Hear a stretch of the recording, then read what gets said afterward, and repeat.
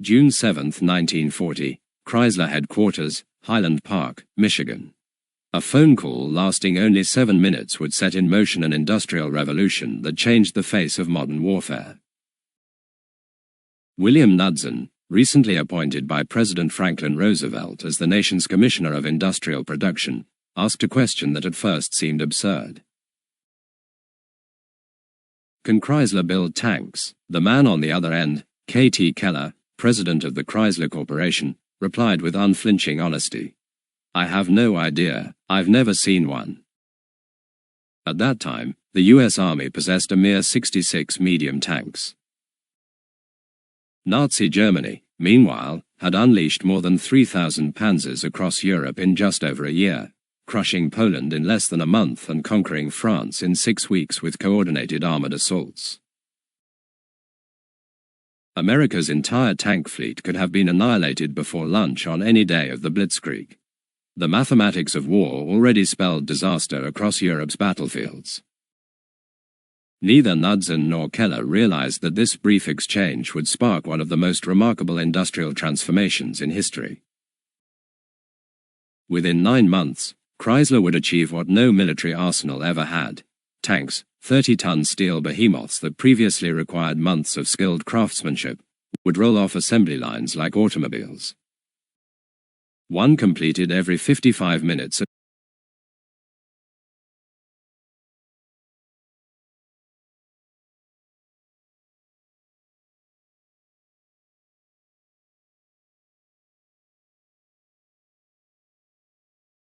The effort would overturn every assumption about military production and prove that America's true genius lay not only in invention, but in its ability to manufacture innovation at scale. Yet the challenge began from nothing. In June 1940, the United States ranked 19th among world powers, behind Portugal. The U.S. Army still used more horses than tanks. The Ordnance Department, charged with weapons development, relied on production methods unchanged since the First World War. Tanks were built by hand in government-run arsenals, each one a bespoke creation crafted by master tradesmen. At Rock Island Arsenal in Illinois, even with every worker operating at full pace, only 3 medium tanks could be completed per month. Each vehicle required roughly 12 weeks from raw steel to final testing. Germany, while still using traditional production, had benefited from a decade of clandestine rearmament. By 1940, German factories turned out about 1,400 tanks annually. Britain, though ahead of the US in mechanization, managed about 1,000 per year.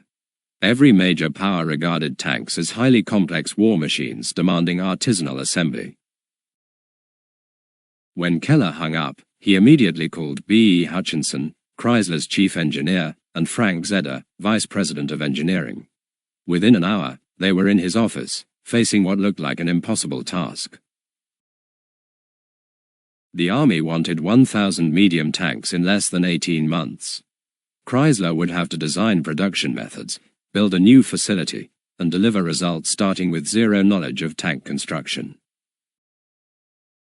Hutchinson asked the crucial question: how long does it take to build one now? Zeder had done his homework. Rock Island produces 3 M2A1 medium tanks a month. Each takes 12 weeks, entirely handcrafted. Hutchinson did a quick calculation. At that rate, 1,000 tanks would take 277 years.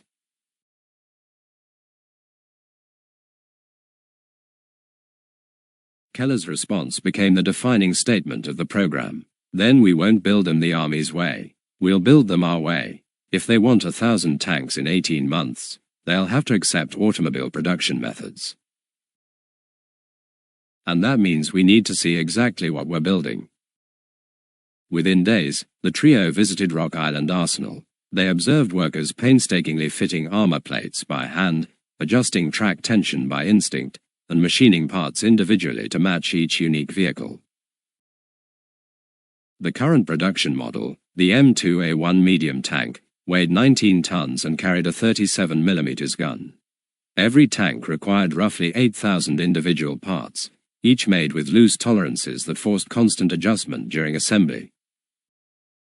No two tanks were identical. Keller saw the problem immediately. "This isn't manufacturing," he said quietly. "It's sculpture. Every piece depends on the craftsman's touch. You can't expand this. You can't train people fast enough, and you'll never produce 1,000 of anything this way." Back in Detroit, they convened a secret working group known as the Tank Committee, a small team dedicated to solving the impossible.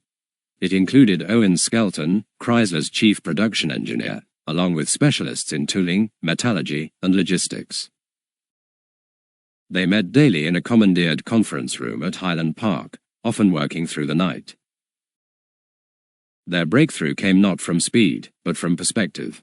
Instead of asking how can we make tanks faster, they asked how can we make tanks differently. Skelton expressed the insight that would change everything. An automobile is 2,000 pounds of steel, rubber, and glass made from about 5,000 parts. We build 3,000 cars a day at Highland Park. A tank is 30,000 pounds of steel made from 8,000 parts. The only real difference is what we're assembling. That idea reframed the entire challenge. If a tank was simply another mechanical assembly, automobile production methods could apply. But that meant reimagining the process from the ground up. Every component needed redesign for mass production. Every assembly sequence had to be reorganized for line work. Every quality check had to rely on measurement instead of craftsmanship.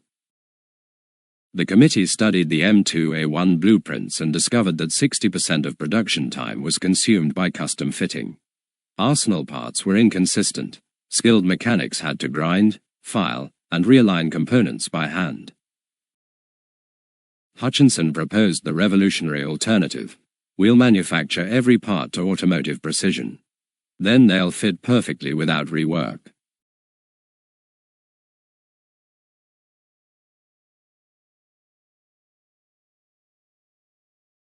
To Army engineers, the idea seemed unrealistic. Tank parts endured enormous stresses. Achieving automotive-level precision would require entirely new tooling, new suppliers, and new inspection methods. Yet if achieved, it could slash total assembly time per tank from 500 man-hours to as low as 150. Skelton took it a step further. If we're treating tanks like cars, they shouldn't sit still while people work around them. The work should move. The line should bring each operation to the worker. By November 1940, Chrysler had finalized what they called the Chrysler method of tank production. Every component would be manufactured to exact tolerances using automotive machine tools. Armor plates would be standardized for interchangeability. Hulls would be welded using production jigs instead of hand-fitted rivets. Turrets would mount on uniform rings. Drivetrains would use as many car-based components as possible. Final assembly would take place on a moving line, with specialized workers performing specific tasks in sequence. Keller presented the Chrysler method to the Ordnance Department in Washington. Military engineers were skeptical to the point of hostility. Automotive tolerances weren't considered durable enough for armored warfare. A moving assembly line, they argued, would cause uneven quality. Welded armor, they insisted, was weaker than riveted construction, and producing 10 tanks a day was, to them, absurd.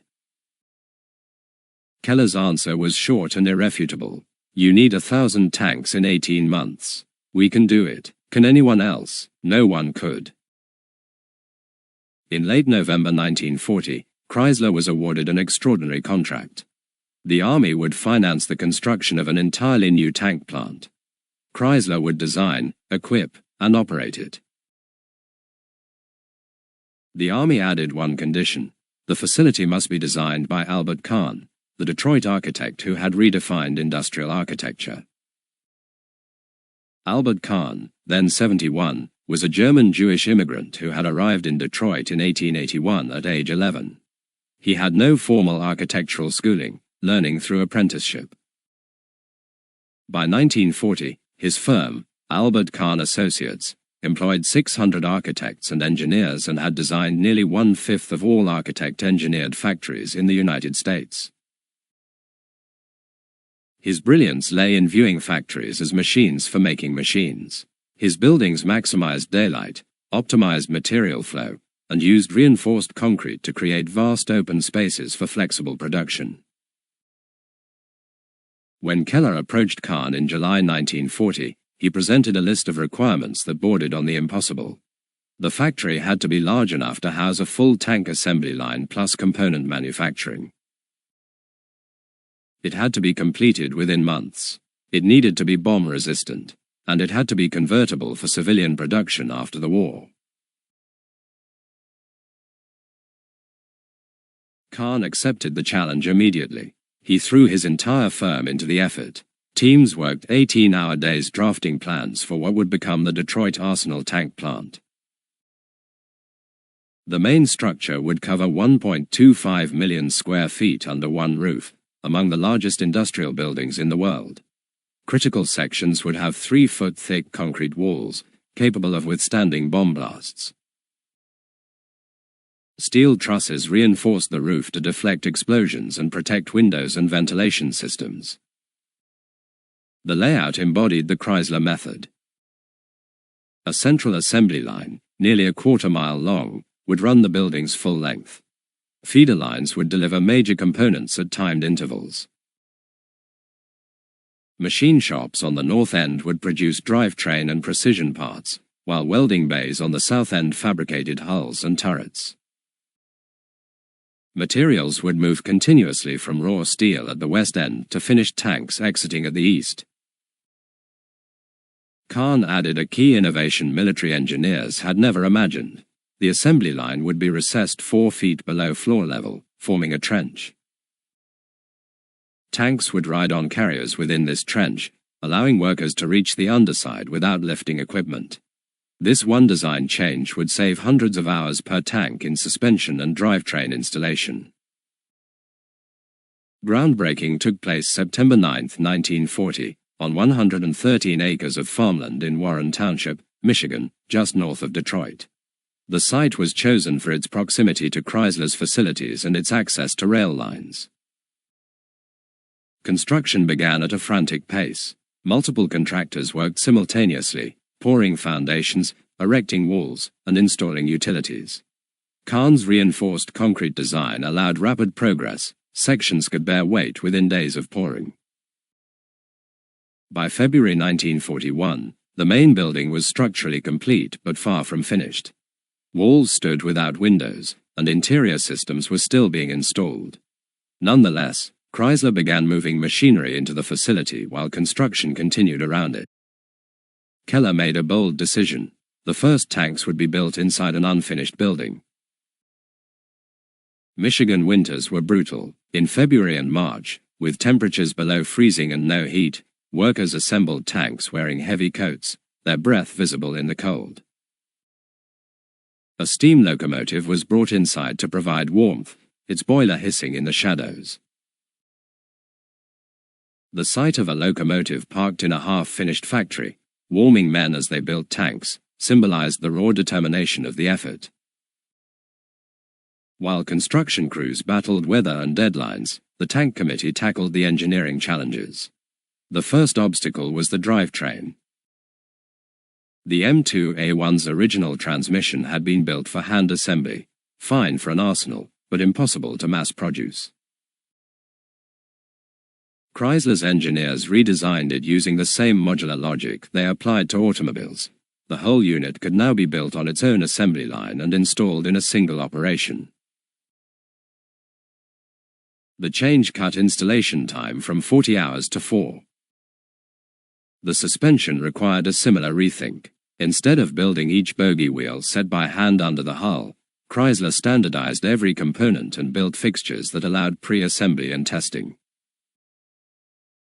A complete suspension unit could now be produced in 2 hours and bolted to the hull in 20 minutes. Armor construction posed the hardest problem. Traditional tank hulls were riveted together, thousands of holes drilled and filled one by one. This took weeks and created dangerous weak points. Rivets could shear and spray fragments into the crew compartment when hit. Chrysler proposed welding all hulls. The Army rejected the idea immediately. Welded armor had never been battle-tested, and heating steel was thought to weaken it. Moreover, skilled welders were scarce. Chrysler met every objection head-on. They produced test joints that proved stronger than riveted ones. They developed post-weld heat treatment methods to relieve stress.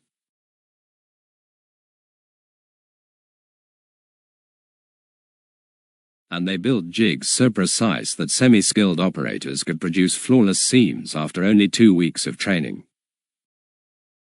By March 1941, component manufacture was underway. The first tank, due in April, would be assembled from parts made at several Chrysler plants and shipped to Warren for final assembly. The engine became the last major hurdle. The M2A1 used the Continental R975 radial aircraft engine, reliable but scarce. Continental couldn't meet demand. Chrysler needed an alternative. Engineer Harry Wilson proposed something outrageous: combine 5 engines, arranged in a ring, driving a single output shaft through a central gear case. It sounded insane, but the company decided to try. The result was the A57 multibank engine. 30 cylinders, 1,253 cubic inches, 425 horsepower. It looked bizarre, but it worked, and it could be built immediately with existing tooling, common materials, and workers already trained on those engines. The Army derided it as a Rube Goldberg contraption, but deadlines silenced debate. April 12, 1941, one day before Easter, Detroit Arsenal was still unfinished, walls missing, windows gaping, no heat. Yet on the line floor stood a complete tank, the first Chrysler-built M3 medium.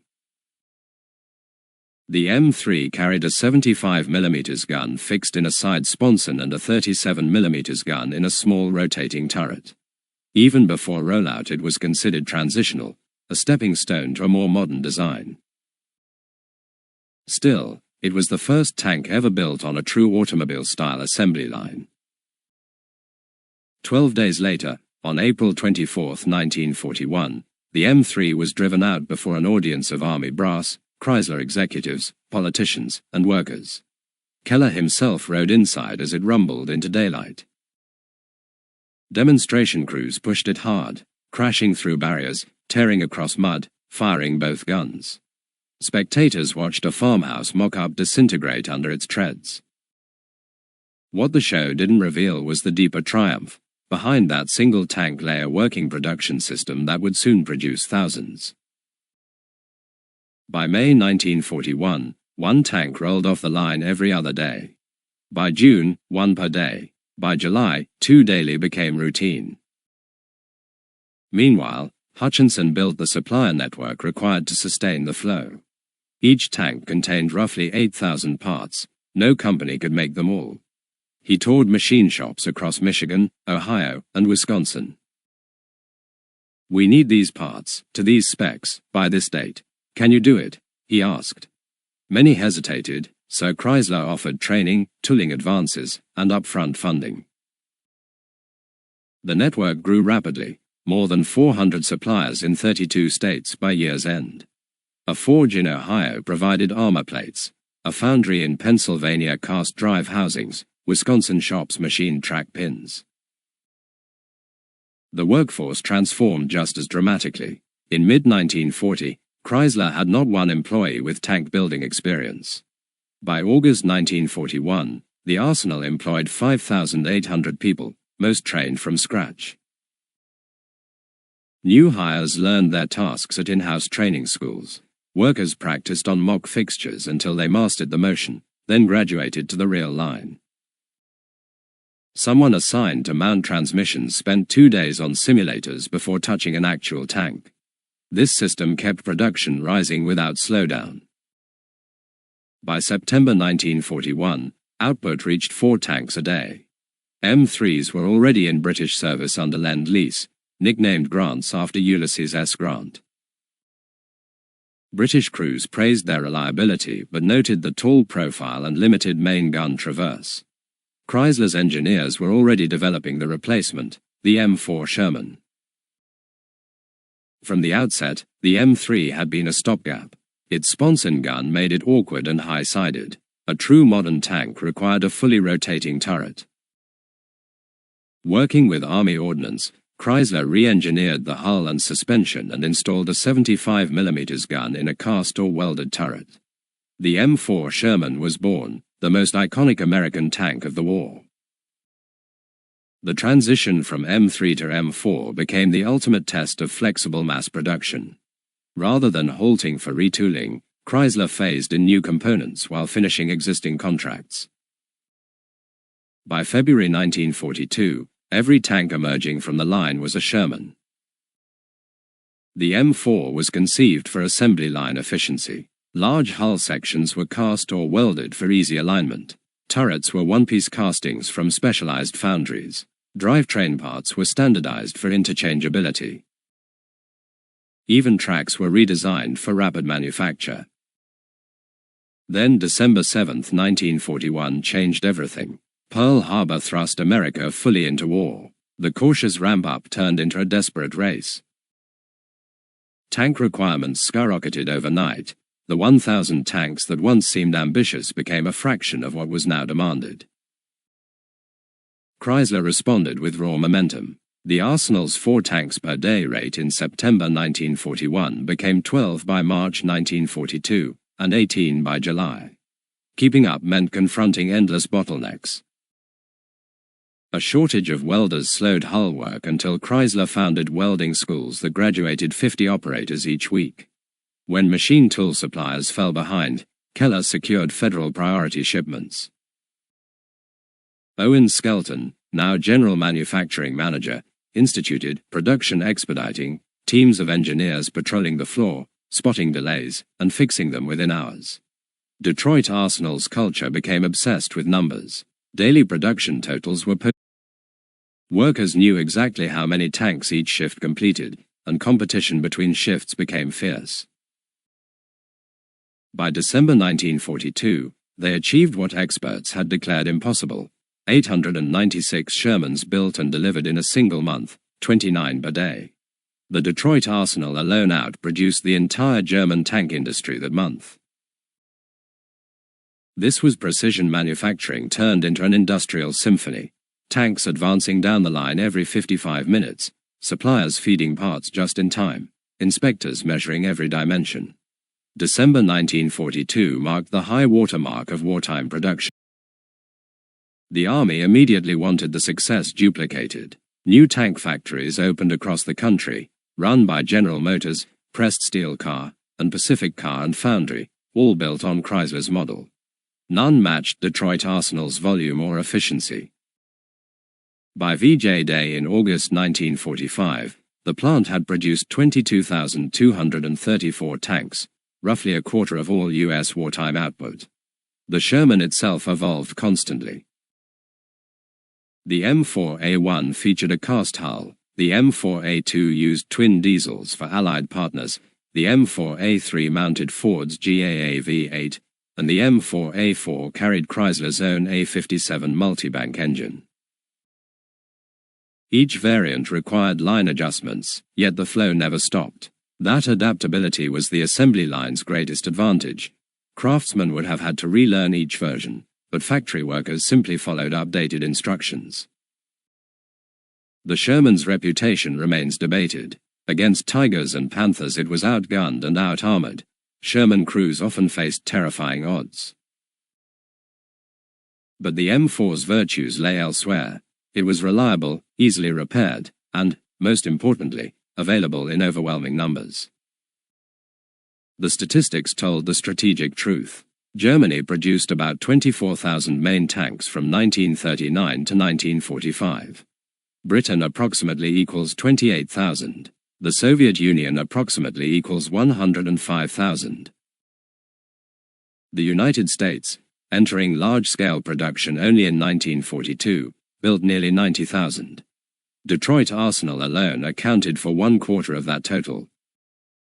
Yet numbers only hinted at the deeper shift.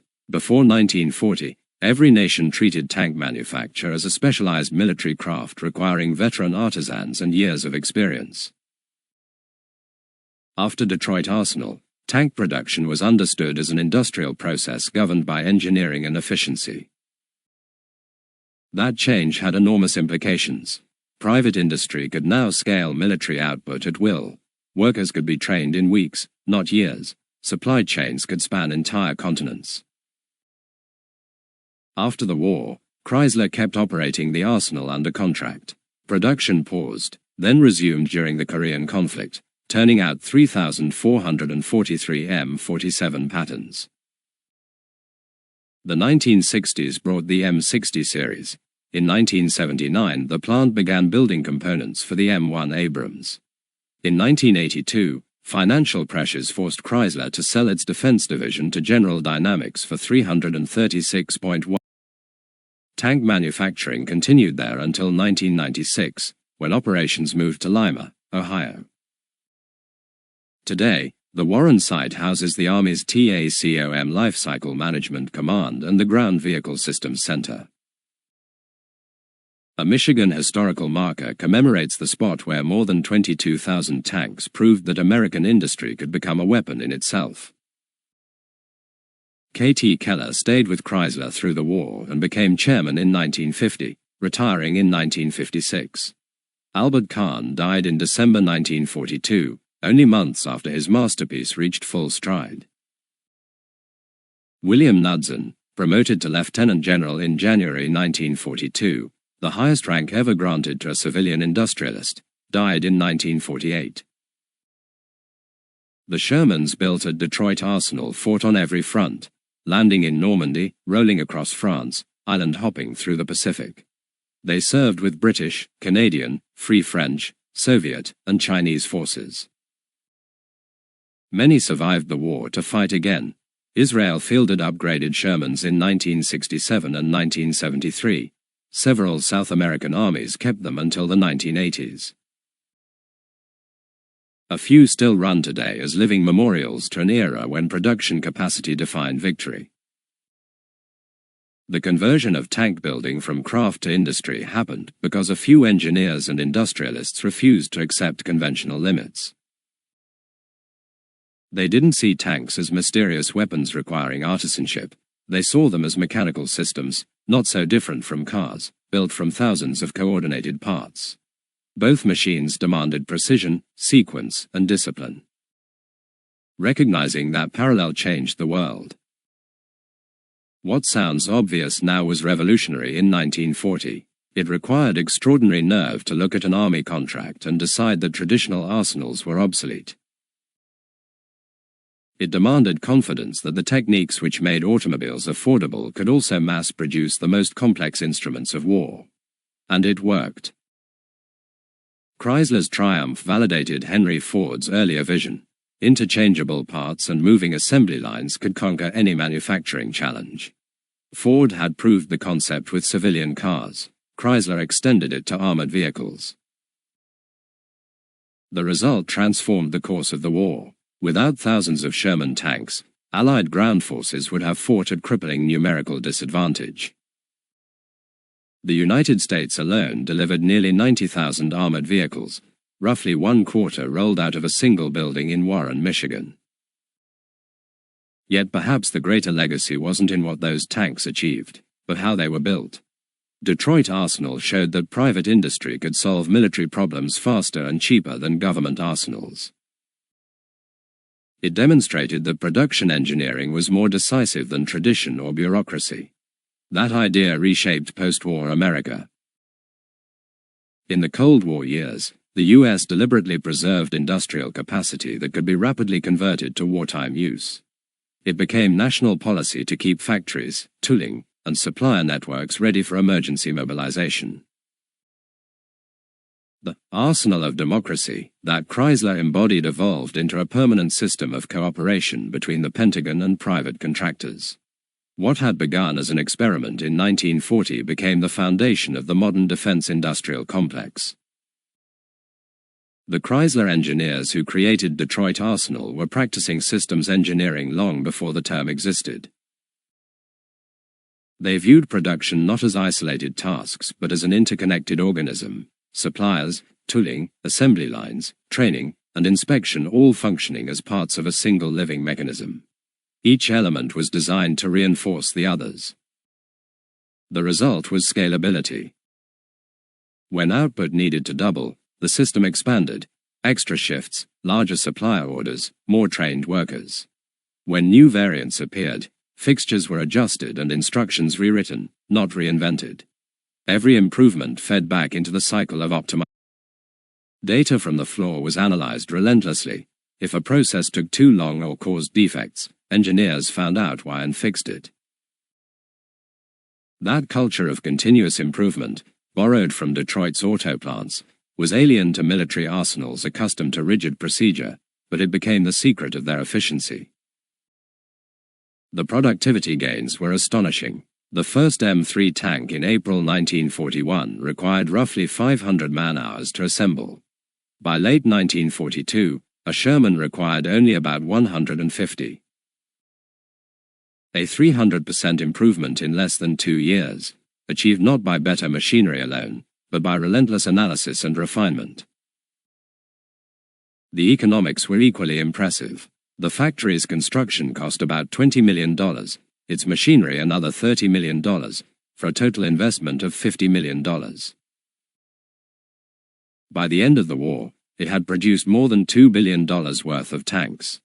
The financial return was vast, but the strategic return was priceless. America entered battlefields with armored superiority born from production speed. That superiority mattered in every campaign, from the deserts of North Africa to the hedgerows of France, from the steppes of Russia to the jungles of the Pacific. The Detroit Arsenal's capacity allowed U.S. and Allied forces to replace losses faster than the Axis could inflict them. Quantity became a form of quality. The story of the Detroit Arsenal is ultimately about seeing potential where others saw impossibility. When Knudsen asked if Chrysler could build tanks, Keller's answer, "I've never even seen one," wasn't defeat, it was curiosity.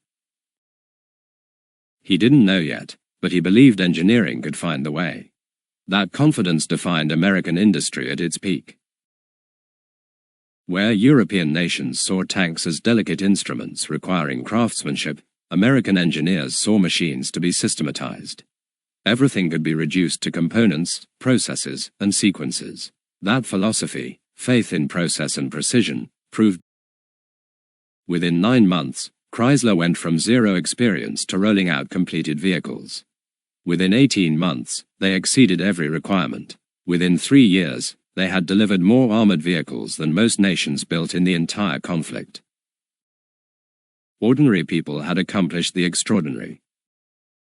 The workers and engineers of the Detroit Arsenal weren't battlefield heroes, but without them there would have been no victories to celebrate.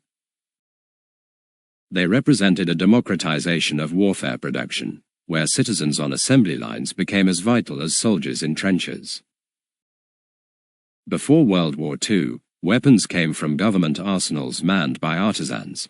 By its end, they came from civilian factories operated by housewives, farmers, and students. This shift made the arsenal of democracy more than a slogan, it was literal truth. The Detroit Arsenal became its symbol. It proved that civilian industries could produce military hardware faster, cheaper, and in greater quantities than any army workshop. It validated the concept that in modern warfare, logistics and production mattered as much as tactics. It showed that industrial organization was itself a weapon. Most people driving past the site today have no idea what once stood there. Much of the original complex is gone, replaced by offices and parking lots, but the method remains everywhere. Every M1 Abrams tank built today follows a lineage that leads directly back to Warren, Michigan. The principles of supplier integration, precision fabrication, and moving line assembly pioneered their still govern military manufacturing worldwide. The transformation that began in 1940 permanently altered how nations equipped their armies. It proved that complex military hardware could be built using the same logic that produced automobiles, reliably, repeatedly, and at scale. It showed that engineering imagination could overcome the boundaries of tradition, and it demonstrated that industrial strength, when intelligently applied, could decide wars. That was America's invisible weapon, not better tanks or bigger guns, but the capacity to build more, faster, and smarter. It wasn't technology alone, or manpower alone. It was the mindset that treated war as an engineering problem to be solved with organization and ingenuity. When Kaufman Keller answered that phone call on June 7, 1940, he couldn't have foreseen the revolution he was about to unleash. His honesty, "I don't know," was followed by determination, "But we'll figure it out." That phrase encapsulated the American industrial spirit. The engineers who designed the production systems, the workers who built them, and the suppliers who sustained them all contributed to a collective achievement that changed warfare itself. They turned tank building from handcraft to high-speed assembly. They proved complexity could be conquered by coordination, and they showed that, when challenged, American ingenuity could do the impossible.